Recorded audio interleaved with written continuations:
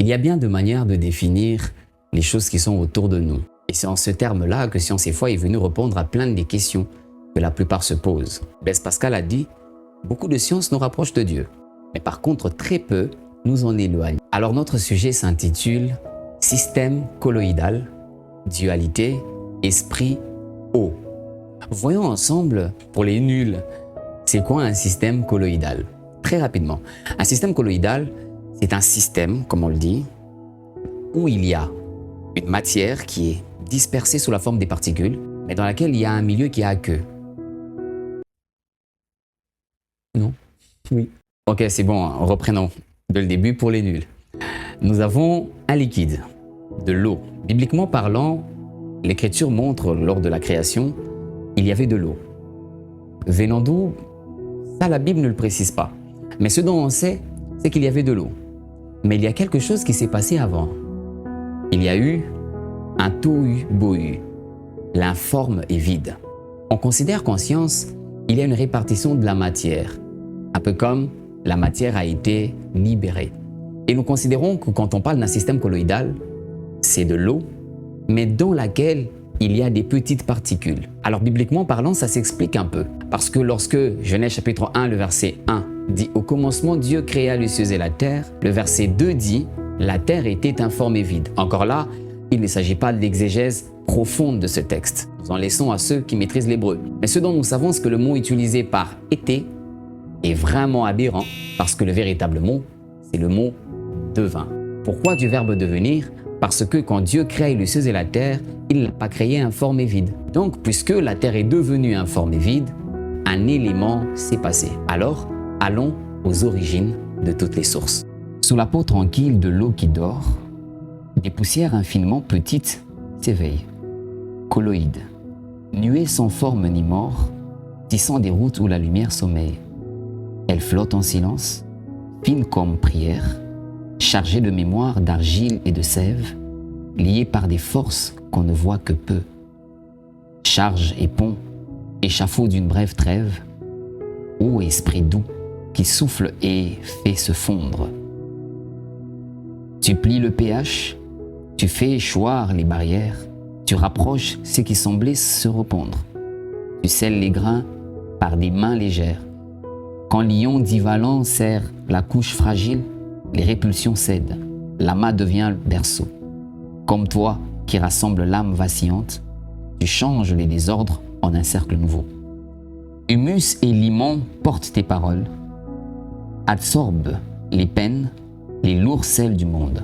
Dans chaque surface, un seuil, une auréole.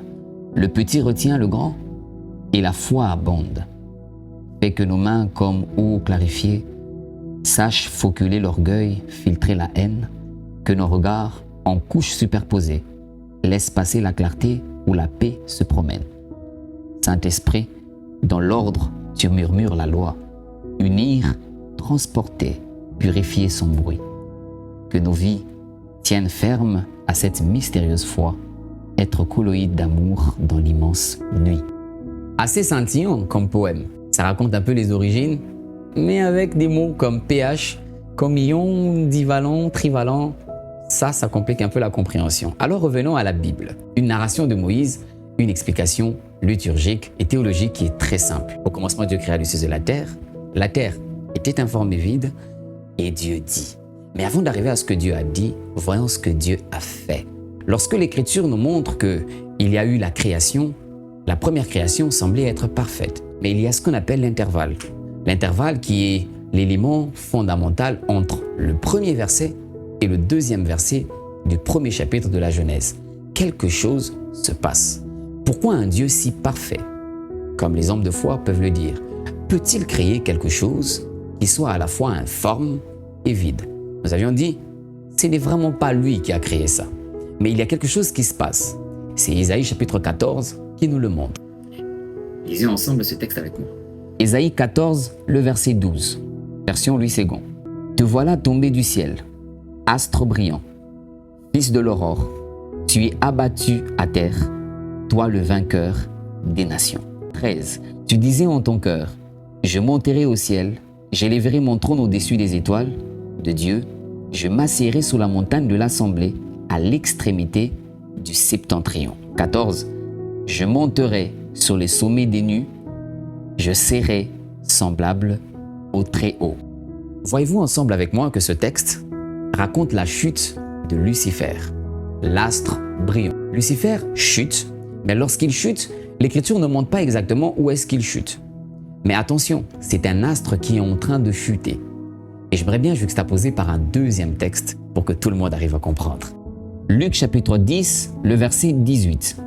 Jésus leur dit, « Je voyais Satan tomber du ciel comme un éclair. » 19. « Je vous ai donné le pouvoir de marcher sur les serpents, les scorpions et sur toute la puissance de l'ennemi, et rien ne pourra vous nuire. » Remarquons ensemble avec moi que c'est Jésus qui parle dans les évangiles et qui précise sur la manière dont Lucifer est descendu. Le prophète Ésaïe annonçait sa chute tout en lui montrant que cela a été fait.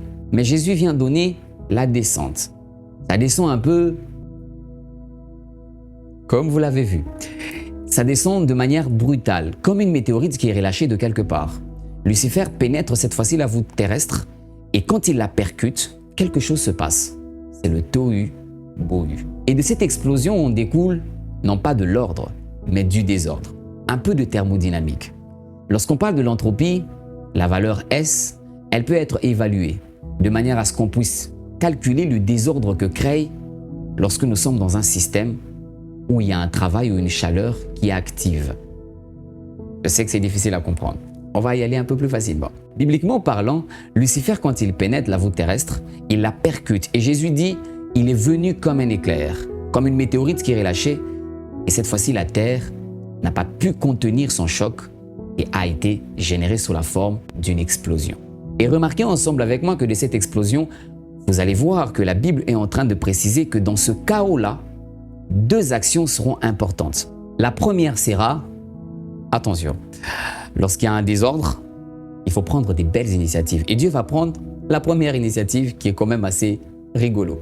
Ce sera de créer un espace où encore l'espace va s'auto-créer par la chute de Lucifer et toute une armée qui va descendre, mais sous la forme d'un éclair. Quand un météorite percute un espace comme le sol, comme la Terre, naturellement, il y a soit un cratère qui est visible, soit un grand trou qui est visible. Vous savez, la Bible et la théorie du complot, il y a la création de ce qu'on appelle l'abîme. Autrement, ailleurs, on dit les abîmes. Mais clairement, dans le livre de la Genèse, on dit les ténèbres couvraient l'abîme. D'où vient l'abîme? C'est quoi l'abîme? L'abîme, c'est un espace un peu continuel, infini. Bibliquement parlant, c'est considéré comme étant quelque chose qui constitue une sorte de gouffre dans lequel quand quelqu'un entre, il ne peut plus en ressortir. Et l'abîme apparaît clairement dans le livre de la Genèse au chapitre 1er, mais cette fois-ci, les ténèbres sont en train de couvrir cet abîme. Naturellement, lorsque Lucifer descend, il descend sous sa casquette d'astre lumineux parce que rappelez-vous qu'il n'a pas été déchu en puissance, mais déchu en rang. Celui qui a perdu le rang a gardé sa toute-puissance et sa magnificence. Quoi de plus normal que lorsqu'on lit le livre de la Genèse, d'attirer l'attention sur le fait que le mot ténèbres ne veut pas dire noir ou sombre. Le mot ténèbres veut dire une sorte de lumière qui est différente de celle qui est restée près du trône. Et vous allez le voir, lorsque la Bible continue, elle montre que lorsqu'il y a eu cette collision, quelque chose a été généré. Un peu ce que les hommes de science, avec la théorie du complot, nomment des trous noirs. L'abîme et tout ce qu'on a été dit tout à l'heure. Bizarre quand même. Mais lorsque la Terre a été percutée, elle est devenue informe et vide. Et des particules de cette Terre forcément déposées quelque part. Et vous savez une chose particulière, c'est que la deuxième décision que Dieu prendra, ce serait de faire présence, de dépêcher. Je le dis avec un terme un peu plus caporaliste. Dépêcher le Saint-Esprit, cette fois-ci qui va se mouvoir. La bonne expression, et les exégètes ne vont pas me lapider. Ils diront plutôt du verbe couver, un peu ce que fait la poule pour ses œufs. Le Saint-Esprit va être tout autour de l'eau et sur l'eau, être en train de veiller. Mais de veiller sur quoi? Pourquoi le Saint-Esprit s'attarde sur l'eau et les ténèbres sont du côté de l'abîme? pas des plus normales. Les ténèbres, c'est une lumière qui est venue du ciel et qui ont généré cet abîme. Mais par contre, le Saint-Esprit, quand il vient, il cible directement de l'eau parce qu'il doit y préserver quelque chose que vous aurez deviné, ce qu'on appelle le bios, qui est ce qu'on appelle le début de la vie. Jérémie 4, le verset 23. « Je regarde la terre, et voici elle est informe et vide. Les cieux et leur lumière a disparu. » Jérémie est en train aussi de nous alerter un peu comme Ésaïe. Il essaie de nous montrer que les cieux ont perdu leur lumière. Ça vous dit quelque chose? Et remarquez ensemble, ce n'est pas des lumières. Louis II est quand même caduque sur le sujet. Et Louis II ne met pas du tout une pluralité, mais une singularité de la lumière. Un peu comme la lumière du ciel est partie. Remarquez ensemble avec moi, depuis le début, quand nous parlons de cette forme de système colloïdal, dualité esprit et eau, nous mettons un accent important sur le fait que les particules qui siègent dans l'eau ne sont pas là par hasard, et ces particules sont porteuses de vie. Deux grands aspects décisionnels vont en découler. Une décision majeure que Dieu prendra, celui de placer le Saint-Esprit sur les eaux et de bien veiller sur le système colloïdal qui s'est formé. Dualité, particules, vivantes, et encore dans l'eau qui est en train de s'émouvoir sous l'effet du Saint-Esprit.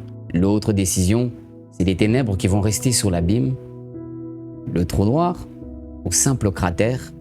Je vous retrouve à la prochaine vidéo où on va continuer cette merveilleuse quête et cette aventure pour comprendre par la science et la foi qu'est-ce donc les récits de la Genèse veut nous enseigner. À bientôt.